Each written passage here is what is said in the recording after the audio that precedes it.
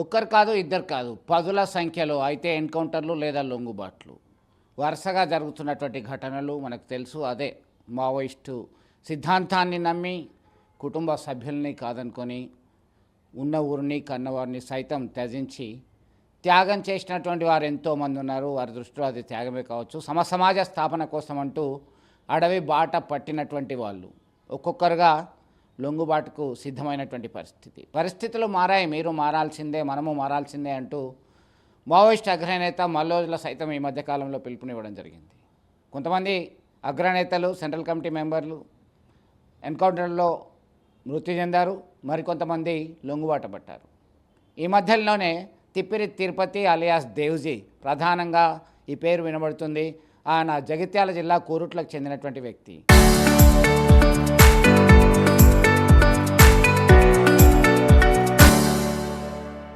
చిన్నప్పటి నుంచి అభ్యుదయ భావాలతో ఇంటర్మీడియట్లో ఉన్నప్పుడే ఇటు ఏబీవీపీ ఆర్ఎస్యు వర్గాల మధ్య ఉన్నటువంటి విభేదాలు కావచ్చు, ఇతరత్ర పరిస్థితులు కావచ్చు, ఆయన అరణ్యం బాటపట్టారు. మల్లోజుల, అలాగే కిషన్జీ, కోటేశ్వరరావు అలియాస్, అలాగే గణపతి, వీళ్ళందరికీ ప్రియ శిష్యునిగా పేరు తెచ్చుకున్నటువంటి వ్యక్తి ఈయన తిప్పిరి తిరుపతి. తాజాగా ఆయన లొంగుబాటుకు సిద్ధమయ్యారు. ఇప్పటికే ఎస్బీ పోలీసుల అదుపులో ఉన్నారు. వారితో పాటు మరో అగ్రనేత మల్లా రాజరెడ్డి, ఇతరత్ర 30 మంది వరకు ఉన్నట్టుగా సమాచారం ఉంటుంది. వారి కుటుంబ సభ్యులు మనతో ఉన్నారు. వారి సోదరుడు, ఆ సోదరుని కుమార్తె గతంలో 3 సార్లు దాదాపు లేఖ రాసింది. పెద్దనాన్న నేను చూడాలని ఉంది, ఒకసారి రండి, మీరు అరణ్యంలో గెలిచారు, ఇక గెలిచాక అక్కడే ఎందుకు అంటూ పలుమార్లు విజ్ఞప్తి సైతం చేయడం జరిగింది. వారి అభిప్రాయాన్ని మనం కనుక్కుందాం. ఫస్ట్ సుమాతో మాట్లాడదాం. సుమా, ఏంటి చెప్పమ్మా, మీకు పెద్దనాన్న గురించి అసలు ఎప్పుడు తెలిసింది? పెద్దనాన్న గురించి ఎప్పుడు తెలిసింది అంటే, నాకు ఊహ తెలిసినప్పటి నుండి ఆయన పేరు కుటుంబంలో వినిపిస్తూనే ఉంటుంది. ఎప్పుడు ఆయన గురించి మేము ఎప్పుడు చర్చించుకోవడం అనేది జరిగే విషయమే. అంటే ఏంటి అసలు మీకు వారి గురించి ఏం తెలిసింది, ఎందుకు రమ్మని చెప్పడం జరిగింది? అంటే ఎప్పుడు ఆ కన్వర్జేషన్స్ అనేవి జరిగేవి, కానీ ఆపరేషన్ కగర్ ఎప్పుడైతే స్టార్ట్ అయిందో అప్పుడు మా డాడీ కంప్లీట్గా అంటే ఇంట్రోవర్ట్ అనమాట. తనలో తను బాధపడితే అసలు ఆపరేషన్ కగర్ గురించి నేను కూడా న్యూస్లో చూడడం జరిగింది. దాని గురించి కొంచెం రీసెర్చ్ చేసి నేను ఒక లేఖ రాయడం జరిగింది. సారాంశం ఏంది అంటే, ఉగ్రవాదుల మీద లేని పగ ఉద్యమకారుల పైన ఎందుకు అని చెప్పి స్టార్ట్ అయిపోయి వాళ్ళు చేసిన త్యాగాలన్నీ చెప్తూ రాయడం జరిగింది. అంటే ఊరికేనే ఉండట్లేదు, అడవిలో కూడా దెర్ ఈజ్ సమ్ మోటివ్ అన్నట్టు రాసానది. ఆ ఉత్తరం చాలా అందరినీ కదిలించడం అనేది మేము కూడా ఊహించని విషయం. అంటే ఈ ఉత్తరాలు ఒకటి కాదు, 2 కాదు, ఇటు ట్వీట్ చేయడం, ఎక్స్ ద్వారా కోరడము, ఉత్తరాలు రాయడం, ఇదంతా జరిగిన తర్వాత కొద్ది రోజులకే ఈ ఫలితం వచ్చింది అనుకోవచ్చా? ఫలితం అంటే ఆయన ఏ సిచ్యువేషన్లో ఈ నిర్ణయం తీసుకున్నారో మాకు తెలియదు, కానీ అది నా ఉత్తరాలు మాత్రం చిన్న ప్రయత్నమే. ఆయన వచ్చినందుకు ఇక హ్యాపీనెస్ని ఇట్లా డిఫైన్ చేయలేను నేను ఒక సెంటెన్స్లో కానీ ఒకటి, కానీ ఆయన రావడం అనేది మా అదృష్టంగా నేను ఫీల్ అవుతున్నాను. లెటర్స్తోనే వచ్చిరని నేను అనుకున్నది నా ప్రయత్నం మాత్రమే. ఆయన తిరిగి మళ్ళీ ఇంటికి వచ్చినందుకు చాలా హ్యాపీగా ఉంది. మా నాన్నమ్మ తాతయ్య ఉంటే ఇంకా చాలా హ్యాపీగా ఫీల్ అయ్యేవారు. ఒకసారి కలవాలని ఉందా? ఇప్పుడు లొంగిపోయిన తర్వాత అవకాశం ఉంటే కలుస్తారా? కలిసిన తర్వాత ఏం మాట్లాడతారు? అసలు నిన్నటి నుండి నిద్రపట్టట్లేదు. ఎప్పుడెప్పుడు చూస్తానా, ఈ 2 రోజులు ఎప్పుడు గడుస్తాయా అని అనిపిస్తుంది నాకు కూడా. చూసిన తర్వాత బహుశా ఏం మాట్లాడమేమో, ఆశీర్వాదం తీసుకొని అలా చూస్తూ ఉండిపోతానేమో. ఓకే, మొత్తం మీద ఎప్పుడెప్పుడు ఆయన ఎదురు చూసినటువంటి పెద్దనాన్న రాక కోసం అది త్వరలోనే సాకారం అయ్యేటువంటి పరిస్థితి కనబడుతుంది. వారి సోదరుడు ఉన్నారు. సో మీకు మీ గురించి చెప్పండి, మీ సోదరుని గురించి చెప్పండి. గంగాధర్ కదా?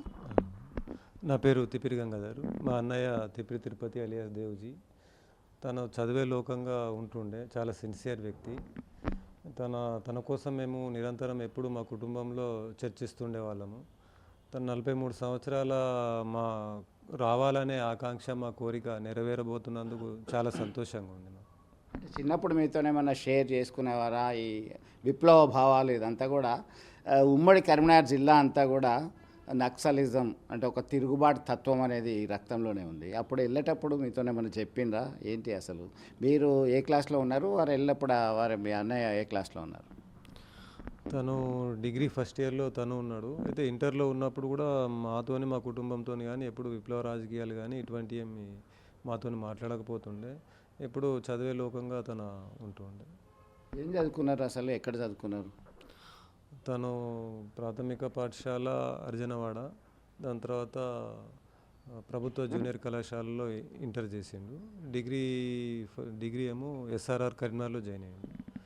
ఈ డిగ్రీ పూర్తి చేయలేడు, మధ్యలోనే యూజీ కావడం జరిగింది. తను చాలా మంచి వక్త, ఆయన ఉపన్యాసాలు అనర్గళంగా ఇస్తారని చెప్పేసి పేరుంది. నిజమేనా? మీరు విన్నారా ఎప్పుడైనా? అంటే బయట అతని మిత్రులు మాట్లాడుకుంటారు, చాలా చదువులో చురుకైనటువంటి వ్యక్తి, సిద్ధాంతపరంగా చాలా అద్భుతంగా మాట్లాడతాడు, చాలా బాగా మాట్లాడతాడు అని వాళ్ళ ఫ్రెండ్స్ కానీ అప్పుడప్పుడు మాట్లాడుతుండేవారు అతని గురించి. అతని ప్రస్తావన వచ్చినప్పుడు ఇట్లా మాట్లాడుతుండేవాళ్ళు. ముగ్గురు అన్నదమ్ములు కదా, ముగ్గురు అన్నదమ్ములో పెద్దవాడైనటువంటి తిప్పిరి తిరుపతి అలియాస్ దేవ్జీ మావోయిస్ట్, అంటే అప్పుడు నక్సలిజంలోకి వెళ్ళిన తర్వాత అమ్మ వాళ్ళకి ఎప్పుడు తెలిసింది, అమ్మ నాన్నకి ఎప్పుడు తెలిసింది, వాళ్ళు ఎట్లా ఫీల్ అయ్యిండ్రు, వాళ్ళు ఎట్లా రియాక్ట్ అయ్యిండ్రు? నక్సలిజానికి వెళ్ళిన తర్వాత తొందరలోనే తెలిసింది. చాలా అంటే చాలా ఇదిగా వర్ణించలేనంత బాధపడ్డారు. ఎందుకంటే ఇంటికి పెద్ద కొడుకు, అతని మీద ఎన్నో కళలు ఉండే, చాలా గొప్ప వ్యక్తి అవుతాడు అనేది ఉండే. తన పార్టీలోకి వెళ్ళడం ద్వారా ఏమైందంటే మా ఇద్దరి చదువు విషయంలో కానీ అన్ని విధాలుగా డిస్టర్బెన్స్ ఏర్పడింది. మేము కూడా విద్యలో ముందుకు వెళ్ళలేకపోయినాం. అంటే ఎప్పుడు అనేటోళ్ళ అమ్మ నాన్న ఈ పెద్దోడు ఎప్పుడు వస్తాడని అనేటోళ్ళ, ఎప్పుడైనా మీతో డిస్కస్ చేసేటోళ్ళు? ఎందుకు ఇట్లా జరిగిందని చెప్తూ బాధపడే వాళ్ళే తప్ప కానీ వస్తే బాగుండు అని ఎప్పుడు నిరంతరం ఎదురు చూస్తుండేవాళ్ళు. అంటే వెళ్ళిన తర్వాత ఎప్పుడైనా మీకు కాంటాక్ట్ అయ్యారా? ఇక్కడ ఉన్న పలానా దగ్గర నేను క్షేమంగానే ఉన్నా, మీరు బాధపడకండి అని ఎప్పుడైనా చెప్పారా? ఉత్తరం ద్వారా కావచ్చు, ఎవరైనా వ్యక్తుల ద్వారా, కొరియర్స్ దాన్ని అంటాం మనం. అయితే ఎప్పుడు కూడా తను యూజీ అయిన తర్వాత ఎప్పుడు కూడా మమ్మల్ని కలవలేడు. మేము కూడా ఎప్పుడు అంటే నిర్బంధం వల్ల, భయం వల్ల మేము కూడా కలవలేకపోయినాం. అంటే పోలీసుల పరిస్థితి ఎట్లా ఉండే అప్పుడు? పోలీసులు మీతో వచ్చి ఆరా తీసే వాళ్ళ, ఎక్కడున్నారు, ఎటు ఉంది మీ ఆచూకీ చెప్పండి అని? అప్పుడప్పుడు పోలీస్ అధికారులు పిలిపించుకునేది, మాట్లాడేది, ఎక్కడున్నారు ఏంటిదని అడిగేది తప్ప కానీ మమ్మల్ని అయితే పెద్దగా ఇబ్బంది పెట్టలేరు. పోలీసు హరాస్మెంట్ ఏం లేదు.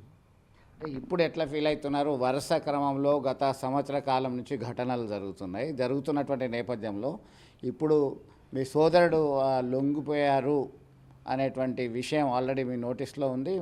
కొద్దిసేపట్లోనే బయటకు వస్తారు, బయట ప్రపంచానికి వస్తారు. కేవలం ఫోటో మాత్రమే ఉన్నటువంటి విషయం ఇప్పుడు బయటకు వస్తారు. అయితే ఈ సరెండర్ అనేది మా కుటుంబానికి మాత్రం చాలా చాలా సంతోషించదగ్గటువంటి విషయం. దాన్ని ఎప్పుడు చూస్తామా అనేదే మాకున్నది. అంటే మీరు నిత్య నిర్బంధాల మధ్య ఉన్నత స్థాయి, అంటే కేంద్ర కమిటీ దానికి వెళ్ళారు, కేంద్ర కమిటీ కార్యదర్శిగా కూడా ప్రకటించబడ్డారు. ఆల్మోస్ట్ ఒక అత్యున్నత పదవి అనుకోవచ్చు. దానిలో ఇక మంచిగా చేసింది అనుకుంటున్నారా? ఏమన్నా మార్పు వచ్చింది ఈ ఉద్యమం ద్వారా, అట్లాంటిది సమాజంలో మార్పు తీసుకొచ్చింది కొంత అని అనుకుంటున్నారా? అంటే మావోయిస్ట్ పార్టీ ద్వారా ఎంతో కొంత అయితే సమాజానికి కానీ ప్రజలకు కానీ చాలానే మార్పులు జరిగినాయి అని అనుకుంటున్నాము. ఇక మొత్తానికైతే తను రావడం మాత్రం మా కుటుంబానికి హర్షించదగ్గటువంటి విషయం. ఎన్ని సంవత్సరాలైంది వారు అండర్ గ్రౌండ్కి వెళ్ళిన తర్వాత? వారి వివాహం కూడా అయినట్టున్నది. వదిన పేరేంటి, వాళ్ళతో ఎక్కడ పెళ్ళయింది, ఎట్లా పెళ్ళయింది, దానికి సంబంధించిన సమాచారం మీకు ఎప్పుడు అందింది అసలు? మాకు ఒక 10 years బ్యాక్ అనుకుంటా సరెండర్ అయినటువంటి వాళ్ళు అంటుండే, మీ అన్నయ్యకు పెళ్ళయింది, ఆమె ఆదివాసి, ఇంటికాడ పేరు చిన్నమ్మ అలియాస్ సృజన అంటారు, ఆమె జిల్లా కార్యదర్శిగా పనిచేసింది, కరోనా టైంలో ఎన్కౌంటర్లో చనిపోయింది అని విన్నాం. అంటే పోలీసు కూడా చెప్పింది. పిల్లలు ఎన్కౌంటర్లో చనిపోయారు. అంటే ఇప్పుడు లొంగిపోయిన తర్వాత మీరు ఇక్కడికి వచ్చి కలిసి ఉందాం అనుకుంటున్నారా? మీ ఒపీనియన్ ఏంటి?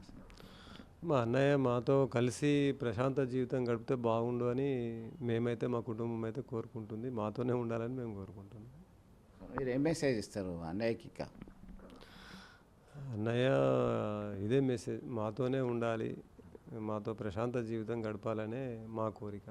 నేను కూడా అదే కోరుకుంటున్నాను. సో మనకి ఉమ్మడి కరీంనగర్ జిల్లాకు సంబంధించి ఎక్కడ ఎన్కౌంటర్ అయినా కానీ అండర్ గ్రౌండ్ వెళ్ళినటువంటి కుటుంబ సభ్యుల్లో ఒక ఆందోళన అనేది చాలా సహజంగా ఉంది.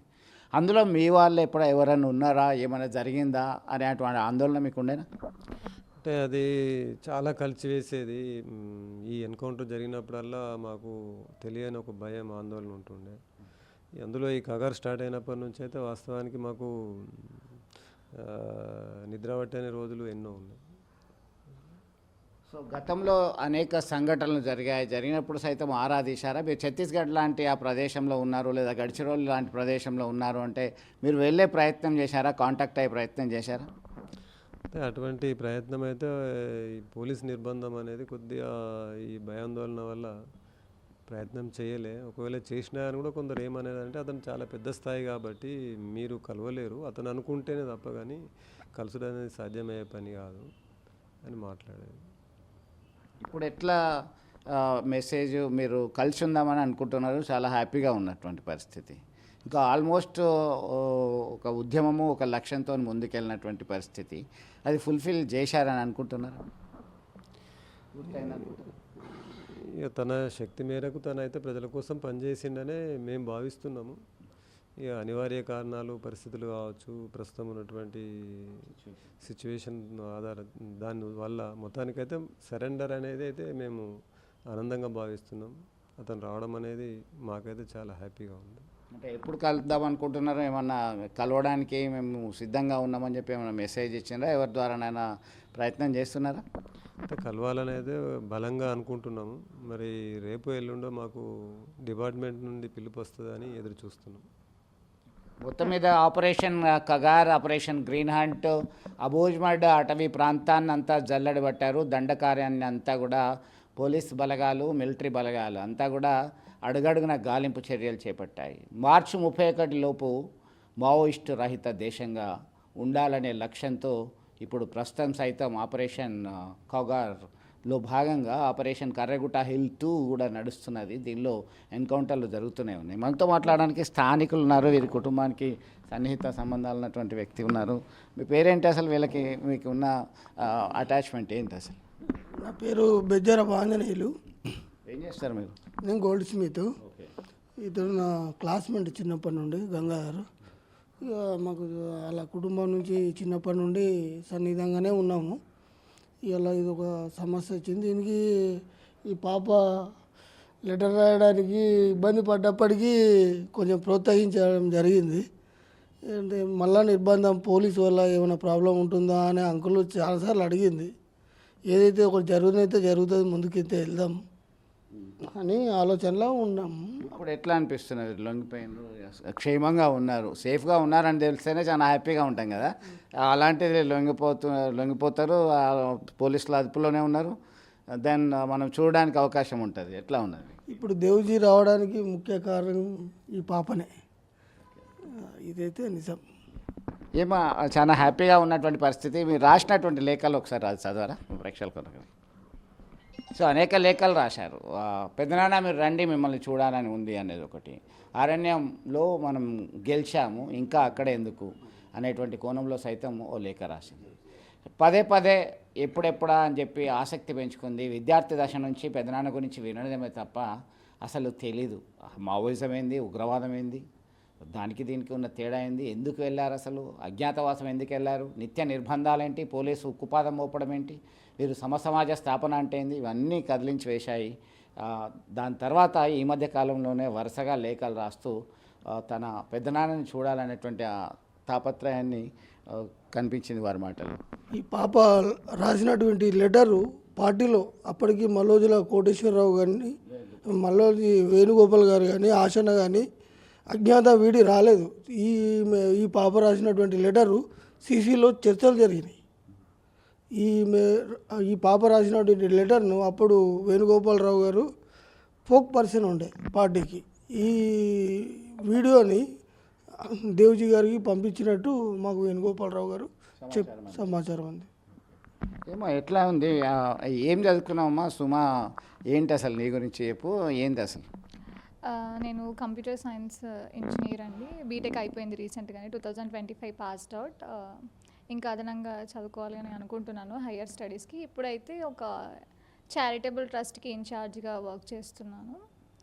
రీసెంట్గా నేను చార్జ్ తీసుకున్న దానికి కూడా. అండ్ చిన్నప్పటి నుండి అంటే స్కూలింగ్లో మాకు కవితల పోటీ ఉండేది. అప్పుడు హై స్కూల్ స్టాండర్డ్లో నాకు సెకండ్ ప్రైజ్ రావడం జరిగిందనమాట. నేను కూడా హై స్కూల్, కాకపోతే నాకన్నా పెద్దవాళ్ళు ఉన్నా కానీ నాకు సెకండ్ ప్రైజ్ రావడం అనేది నాకు కొంచెం మోటివేటింగ్ ఉండే. మా టీచర్స్ అండ్ వాళ్ళ సపోర్ట్తోని ఓకే నేను కూడా రాయగలుగుతాను అని తెలిసింది నాకు కూడా. రీసెంట్గానే ఒక బుక్ కూడా రాశాను, జాబిలికి చెప్పిన జాములు అని చెప్పి. Collection of thoughts, society related కొన్ని క్వశ్చన్స్, కొన్ని లెటర్స్ ఉంటాయి అందులో. So what about letter which was written by you? Litres అంటే ఆపరేషన్ కగార్ టైంలో ఏమైపోయింది అంటే కంప్లీట్గా ఇంట్లో ఒక కైండ్ ఆఫ్ ఎన్విరాన్మెంట్ ఏర్పడిపోయింది. ఇక అది చూడలేక అసలు ఆపరేషన్ కగార్ ఏం జరుగుతుంది అని చెప్పి చూడడం వల్ల అప్పుడు నాకు కలిగిన ఆలోచనని రాయడం జరిగింది. అందులో ఫస్ట్ లెటర్ ఏమో ఉగ్రవాదుల మీద లేని పగ ఉద్యమకారుల పైన ఎందుకు అని చెప్పేసి. పూర్తి సారాంశం చదవండి. పూర్తి సారాంశం ఇఫ్ ఇట్ ఈస్ పాసిబుల్. లేఖలు రాయడం అనేది కంటిన్యూ అవుతుందా సమాజంలో ఉన్నటువంటి ఇష్యూస్కి సంబంధించి అదంతా? తప్పకుండా జరుగుతుందండి, బికాజ్ ఆయన బ్లడ్ కదా మేము. అలా మొత్తం మీద హ్యాపీ. అది హ్యాపీ అనేది చాలా చిన్న విషయం అవుతుందండి. మాటల్లో చెప్పట్లేదు. కొన్ని ఫీలింగ్స్ మాటల్లో చెప్పలేనివి అంటారు కదా, ఇప్పుడు మా ఫ్యామిలీ మెంబర్స్ అందరం ఆ ఫీలింగ్లో ఉన్నాం మేము. అండ్ మొత్తానికి అయితే అంజీ అంకుల్ వల్లనే పాసిబుల్ అయింది అని అంతా చెప్పగలుగుతాను. ఎక్కడో మా డాడీకి చిన్న భయం ఉండేది నాకేమన్నా అవుతుందా అని చెప్పి, అంకులే ముందుకు నడిపించి ఏం కాదు పర్లేదు అని చెప్పి చెప్పడం జరిగింది. అలా ఎప్పుడెప్పుడు తన ఆత్మీయుని చూద్దామా పలకరిద్దామా అనేటువంటి ఆశ వారి మొహల్లో కనబడుతూనే ఉన్నది. ఒక ఉద్వేగభరితమైనటువంటి క్షణాల కోసం ఆసక్తిగా ఎదురు చూస్తున్నటువంటి పరిస్థితి. ఒక మిత్రుడు, ఒక సోదరుడు, తన తండ్రిని ఎప్పుడు, పెదనాన్నని ఎప్పుడు చూద్దామనేటువంటి కూతురు, ఈ ఆరాటం వారి మాటల్లో, వారి చూపుల్లో, వారి చేతల్లో అంతా మనం గమనించాం. వీడియోజన్లు సుమంత్తో కలిసి చంద్రశేఖర్, RTV కొరుట్ల నుంచి. Local to global news at your fingertips. మీ చేతిలో ఒక ఆయుధం. డౌన్లోడ్ రా TV app. Media legend Ravi Prakash is back.